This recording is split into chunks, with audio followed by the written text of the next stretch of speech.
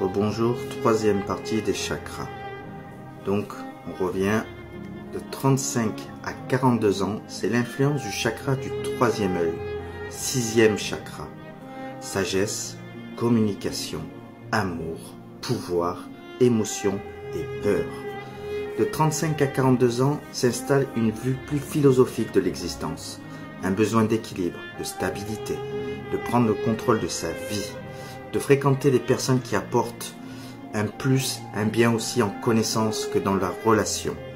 S'installe aussi la peur de vieillir. Ensuite, il arrive le septième chakra de 42 ans à 49 ans, l'influence du chakra coronal, le septième chakra. Spiritualité, sagesse, communication, amour, pouvoir, émotion et peur. De 42 à 49 ans s'installe le besoin davantage de spiritualité. L'on se pose plus de questions sur nos origines, l'univers, la nature, les animaux.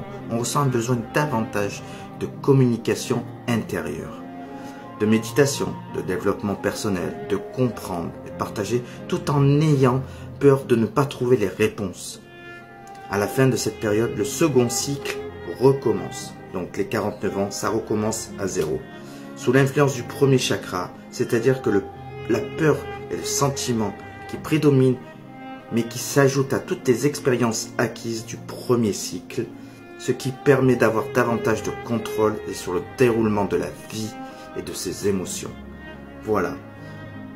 Le cycle le plus important est bien entendu le premier, de 0 à 7 ans. Si l'enfant n'a pas été rassuré, aimé, protégé, le sentiment prédominant qui est la peur va s'instaurer en lui et donc bloquer le premier chakra jusqu'à ce qu'il soit adulte, il soit capable d'identifier l'origine de sa peur et d'y remédier.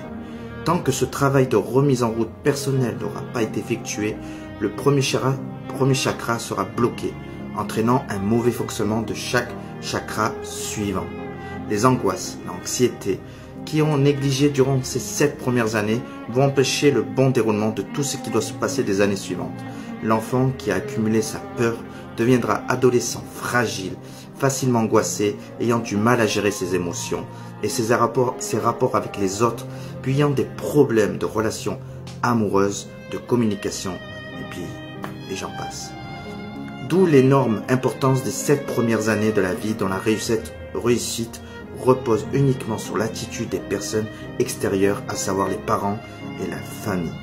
Une mauvaise petite enfance aura des répercussions sur la vie entière. Les différents chakras seront bloqués à des stades différents et l'unique moyen de les débloquer